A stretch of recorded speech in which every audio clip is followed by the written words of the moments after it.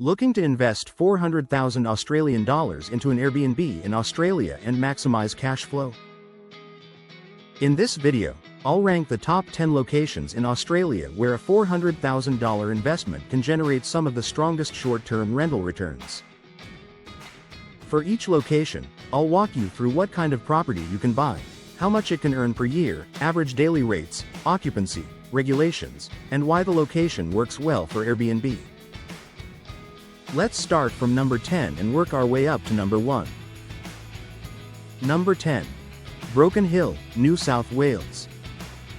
With a $400,000 budget, you can typically buy a 2 or 3 bedroom house, often between $350,000 and $400,000. On average, Airbnbs here earn around $170 to $185 per night, with occupancy sitting roughly between 65% and 70%. That puts gross annual revenue in the range of $40,000 to $45,000. Short-term rental regulations are generally permissive in regional councils like this. Broken Hill is appealing because of steady domestic tourism, cultural heritage, and very limited accommodation supply. Number 9. Ipswich and the Outer Brisbane Fringe, Queensland. With $400,000, you can usually buy a townhouse or a small 2-bedroom apartment. Average daily rates here tend to sit around $190 to $230, with occupancy typically between 65% and 75%. That translates into roughly $45,000 to $55,000 in gross annual revenue. Regulations are manageable, though they vary by suburb and council. This area works well because it captures overflow demand from Brisbane, visiting families, and business-related stays. Number 8. Launceston, Tasmania. With this budget, you can often purchase a renovated 2-bedroom terrace or a compact home close to the city centre. Average daily rates are around $180 to $200, with occupancy averaging about 70% across the year. That results in gross annual revenue of approximately $45,000 to $50,000. Short-term rental rules depend on the council, but many areas remain Airbnb friendly. Launceston benefits from food and wine tourism, nature travel, and strong interstate visitor demand. Number 7. Hervey Bay and the Fraser Coast, Queensland. With $400,000, you can buy a 2-bedroom apartment or a small coastal unit.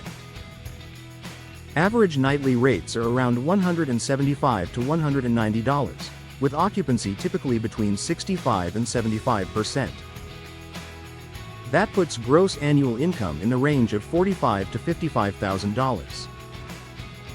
Some councils are tightening short-term rental rules, so due diligence is important. This area is appealing thanks to beach tourism, whale watching season, and access to Fraser Island. Number 6. Cairns, Queensland. With this budget, you can usually buy a 1 or 2-bedroom apartment near the Esplanade or main tourist areas. Average daily rates range from $200 to $230, with occupancy often around 70% and much higher during peak season. This can generate roughly $55,000 to $65,000 per year in gross revenue. Regulations are generally workable, although some buildings have restrictions. Cairns performs well because of year-round tourism, reef access, and international travel demand. Number 5. Gold Coast secondary suburbs and hinterland. With $400,000, you're typically buying an apartment or townhouse rather than beachfront property. Well-positioned Airbnbs often achieve average daily rates between $240 and $280. Occupancy usually sits around 65% to 75%. That results in gross annual revenue of approximately $60,000 to $70,000. Short-term rental regulations are clearer here than in many regional towns. The Gold Coast benefits from constant tourism, major events, and strong domestic travel. Number 4. Airlie Beach, Whitsundays, Queensland. With a $400,000 budget, you're usually looking at a 1-bedroom or compact 2-bedroom apartment. Average daily rates are very strong, often between $300 and $350 per night. Even with occupancy around 60%, gross annual revenue can reach $65,000 to $75,000. Local regulations may require approvals or registration, so checking council rules is essential. Airlie Beach is highly appealing because it's the gateway to the Whitsundays and the Great Barrier Reef. Number 3. Exmouth, Western Australia. With this budget, you may be able to buy a modest house or a modern apartment. Exmouth regularly sees average daily rates of $300 to $350 per night. Occupancy tends to average around 55 to 65%, driven by strong peak seasons. That can still result in gross annual revenue of $65,000 to $80,000. Regulations can be stricter, especially around licensing. Exmouth attracts high-spending visitors for Ningaloo Reef and whale shark experiences. Number 2. Byron Bay hinterland and surrounding towns, New South Wales.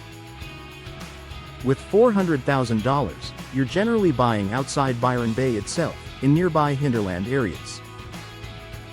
Average daily rates often sit between $280 and $320.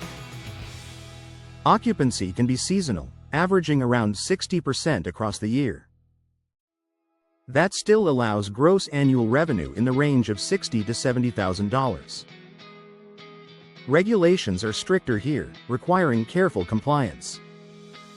The appeal comes from lifestyle tourism, wellness travel, and international brand recognition. Number 1.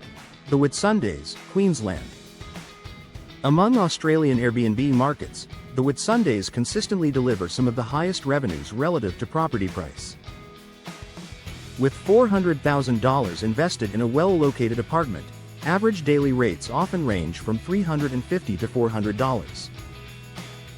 Even with occupancy around 60%, gross annual revenue can exceed $75,000 to $85,000. While regulations must be carefully managed, the income potential is exceptional. For investors focused on cash flow rather than capital city growth, this market stands at the top.